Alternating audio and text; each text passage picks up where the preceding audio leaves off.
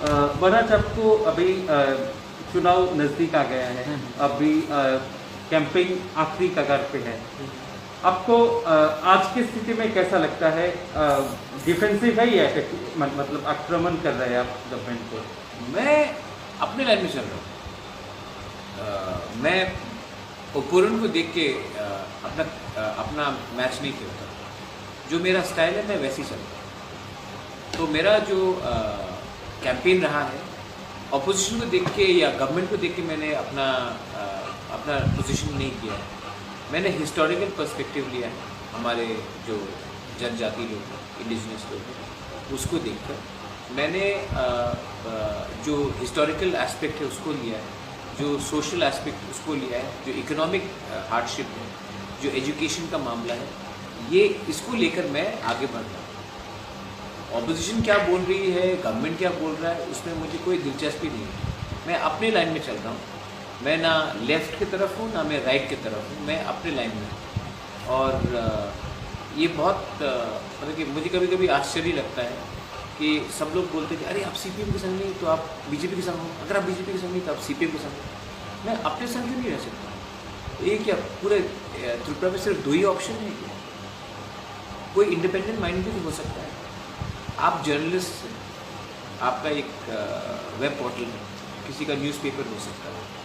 आप क्या सीपीएम या बीजेपी का लाइन में रहेंगे कि आपका एक इंडिपेंडेंट पॉइंट ऑफ व्यू भी हो सकता है? हो सकता है, तो हम क्यों नहीं हो सकते? यही मेरा पॉइंट है। But when you left the Congress and you stated that you will not join politics, but you will work for the indigenous people. But again you came back and joined the politics. What's the main reason? The meaning is that I said that I will not join politics. I'll take a break for some time. I'll meditate. The movement that I'm leading is not exactly a political movement. It's a movement for greater people. It is not for me to become a CM, Chief Minister. It is not for me to become a member of parliament. It is a movement. It is not even a political. I don't want to be a MLA for 30 years or 20 years or 15 years. I want to achieve something before the delimitation takes place in 2025. It is very clear as that. I am not running a campaign against any community.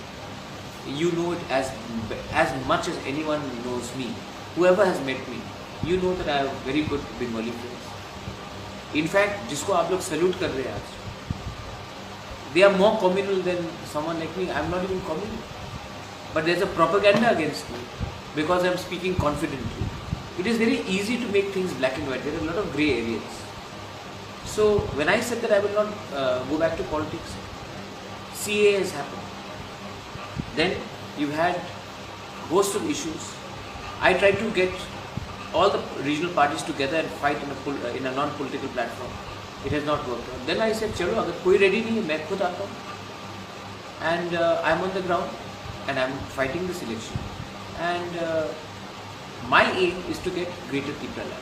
The day that is achieved, I am through with politics. I want to go back. I want to get married. I want to have a family life. I want to settle down.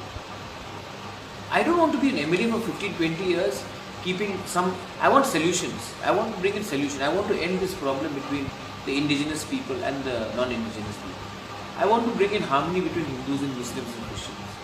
I am not interested in becoming a career MLA or a career politician. I want some solution for my people. That's it. महाराज आपने जो आंचा के बारे में बात की, unity के बारे में बात की,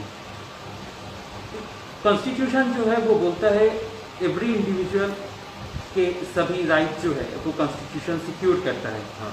आपको क्या ऐसा लगता है कि अभी इंडिया में आपकी आवाज़ बड़े नहीं होंगे तो आपकी आवाज़ सुना नहीं जाएगा?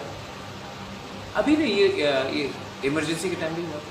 ये तो यूनिटी की क्यों? हाँ नहीं, देखिए दो चीज़ें आप बोल रहे हैं। इक्वल राइट्स, इक्वल राइट्स तो इंडिया में बहुत बार कर्टेल हुआ है। जब 1962 का वॉर हुआ तो हिंदुस्तान में एक बहुत साइजेबल चाइनीज़ कम्युनिटी थी, उनको लॉकअप करके हमने राजस्थान की जेल में रख दिया क्योंकि उनका बैकग्राउंड चाइनीज़ था। जब मिज़ोरम में प्रॉब्लम हुआ तो गाँवों को जलाया गया। अपने खुद के एयरफोर्स ने अपनी ही ज़मीन में बॉम्बिंग की मिज़ोरम में MNF के टाइम। जब इमरजेंसी हुआ तब इमरजेंसी के नाम में हमने बहुत प्रेस के खिलाफ हमने स्टेप्स लिया, पॉलिटिकल लीडर्स को लॉकअप किया गया, मुसलमान का ज़बरदस्ती नसबंदी किया गया, वो हुआ। तब आप देखेंगे कि सीए जो हुआ, सीए में तो इक्वल राइट्स नहीं है। आपने एक धर्म के लोगों को कम्प्लीटली अलग करके आपने बोला है कि ये कानून पास होना चाहिए।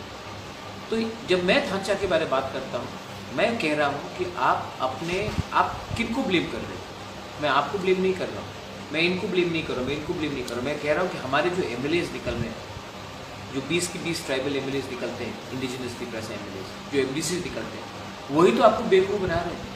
एक बात कुमलुंग में बोलते हैं, एक बात अगरतला में बोलते हैं, दिल्ली में तो आवाज़ पहुँचते हैं।